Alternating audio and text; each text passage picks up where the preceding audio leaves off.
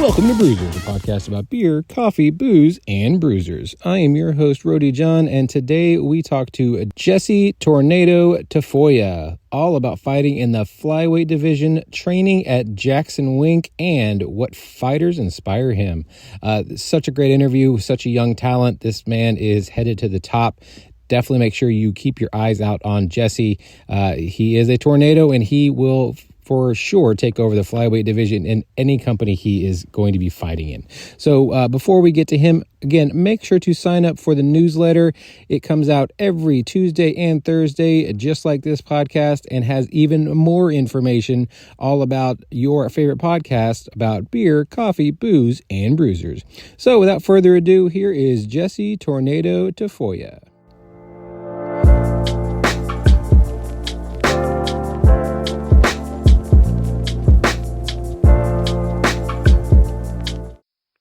I would like to welcome to the show Jesse Tornado Tafoya. How are you doing today, sir?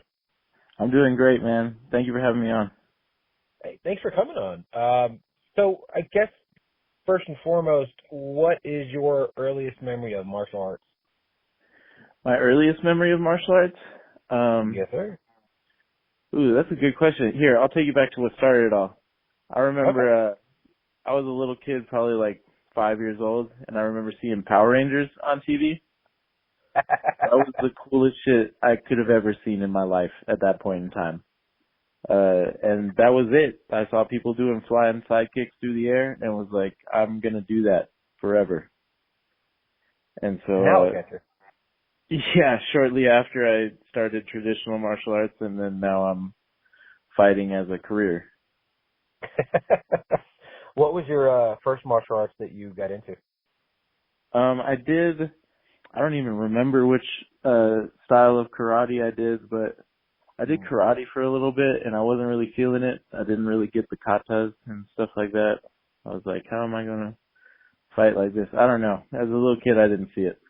But I started Wushu Kung Fu right after that, and I fell in love. Wushu Kung Fu is sick, dude. Like, they got a bunch of weapons, and you do a bunch of jumpy, spinning kicks in the air and shit like that. So, yeah, I fell in love with that immediately. I am it might be out there, I don't know. But I think a lot more people would be into martial arts with weapons because there's a lot. I mean, you could just look at like the Bourne Identity or the John Wick movies. Like, they have all kinds of weapons that they're also using while they're fighting. I'm just also kind of surprised it's not more on a national stage like MMA is or something. Oh, yeah, I think, weapon fighting is just cool. It's just badass. You know, if you can control something like that and spin it around and, you know what I mean? It just looks cool. It's enticing. So, yeah. No, it's very true. It's definitely a visual thing that people love watching because, I mean, again, like you said, it looks cool as hell. Yeah, right? It's pretty badass. Yeah, like how many people grab a pair of nunchucks and try to do something and end up like hitting themselves in the head or the nuts or something? Dude, exactly. I was just playing with nunchucks yesterday. That's so funny. Exactly. I'm trying to learn these new tricks with them. I've been practicing. There you go. That's a skill that most people probably wouldn't have, and they would see them in your house and like, oh man, nunchucks, that's cool. And you're like, oh, if you think that's cool, watch this. Yeah, wow. Yeah. The mode. So what was the evolution of you finally starting to take, I guess, fights amateur-wise and then being like, okay, I get this. This is what I want to do forever. Yeah. So I remember when I was 13, I was getting a little bit tired of Kung Fu. I loved it, but it's just, I wanted something more applicable towards real fighting. And, so I heard a radio commercial for an MMA gym that was in, a town, Rio Rancho, just north of Albuquerque. And so I went and checked that out, and I remember the first day I was like, yeah, I'm going to stick with this. Like, this is my next thing. And then I think 3 months into training, I had my first jiu-jitsu tournament, and then like 6 months into training, I had my first kickboxing fight. So it kind of, I just dove in it right when I started. That's so awesome. Like, so where do you think your strength is? Is it more like stand-up, or is it jiu-jitsu, or do you think you are maybe a little more even all across the board? Yeah, I'm a lot more well-rounded. Especially as I'm starting to fight better and better opponents, it's coming out, me being more well-rounded, because there's a lot of specialists in this game, and I've noticed that my style is adapted to where if somebody's a specialist, I'm going to have strength in their weak areas, no matter what it is, and no matter what their specialty is. So, yeah, I've tried to tailor my style towards that since the very beginning. I mean, it comes with the idea of mixed martial arts. It's every martial art mixed together. So being able to create a cohesive style with everything is important to me. Yeah, I mean, we're not in, the first, let's say, 5 to 10 years of the UFC or MMA being on a national stage like that.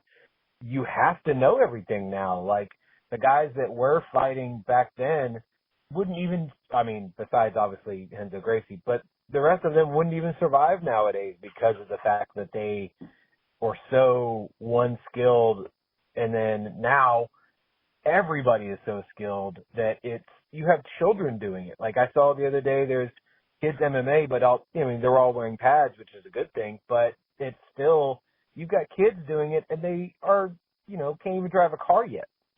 Yeah, and they'll be good too. Like they'll be really good at Right. it. They'll be doing flying submissions and stuff like that. Yeah. Yeah, it's super high level now. It's insane.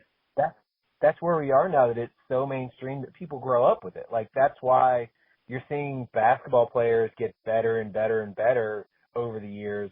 Same thing with football, basketball. I mean, not basketball. I just said basketball. But baseball, every other sport, as the years go on, they're growing up more and more with it. And especially now that we have access to every video aspect of everything from the history of time in our phones, in our hands at all times. We could learn that you could always be learning the sport and always watching new things as well, especially if you want to, let's say you want to get better at Muay Thai. Well, you go watch more Muay Thai fights. Same thing with Jiu-Jitsu. Same thing with amateur wrestling. Every aspect of the martial arts game is now so, information is so dense that you could, from the time you wake up to the time you go to sleep, that's all you could be watching. And, your brain's obviously not going to concept everything, but a lot's going to seep in to where you are just going to be a better fighter in general. Yeah, definitely. There's no excuse not to know an area of this game anymore because everything is available online. I mean, if you're not traditionally trained in something, or you haven't spent 1,000 hours under instruction of something, then you can add influences through your studies for sure. Yeah. Yeah. So kids listening, don't just spend all your time scrolling on social media. That's not really going to get you where you want to be. Scroll information. I always tell people that. Follow information, don't follow likes.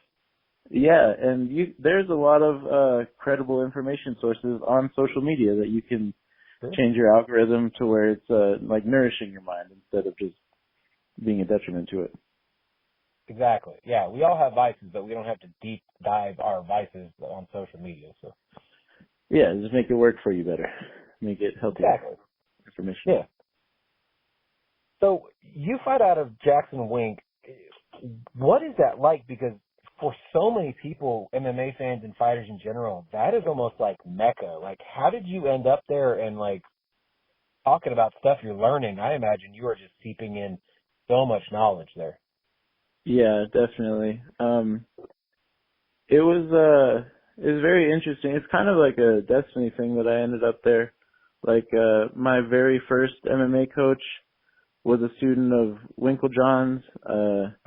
Every other coach I had after that was either a student of Greg and Wink, or they worked with Greg and Wink to some capacity.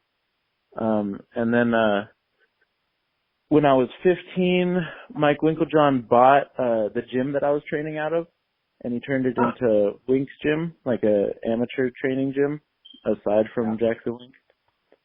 And so eventually, once I was 17, he thought that I was good enough to start going to some of the sparring classes at Jackson Wink, and that's how I got introduced.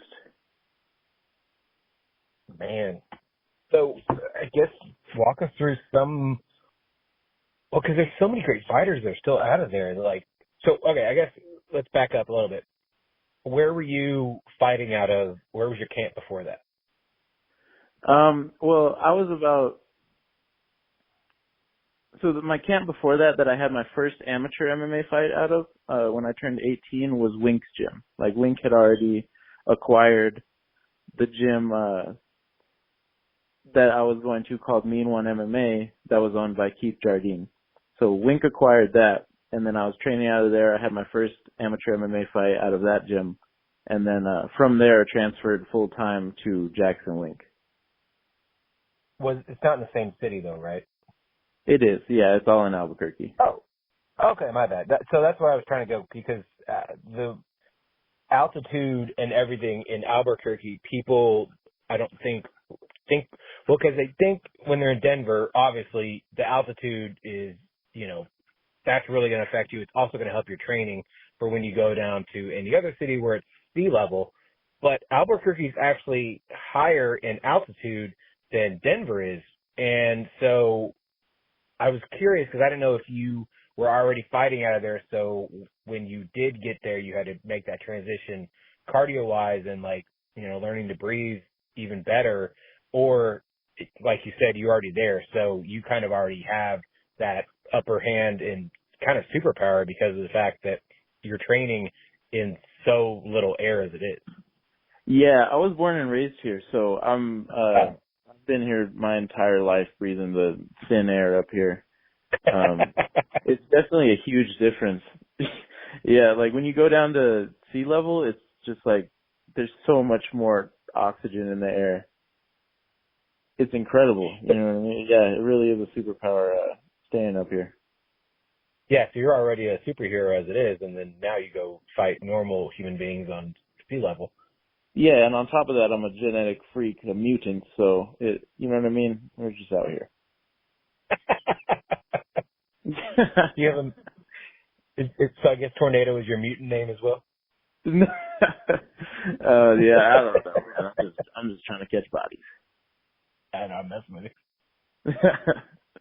I'm playing. But so, with the fighters that do come through there, who are some of the people that really inspired you and really helped you along your journey? First and foremost, probably John Dotson. Yeah. He was the first person that I sparred with at the gym when I was 17. And he's turned into a really good friend of mine that I consider family now. And he's been helping mentor me and lead me in the right direction in pretty much everything in life. So I appreciate him. He's been like a big brother in this game to me. That's so cool.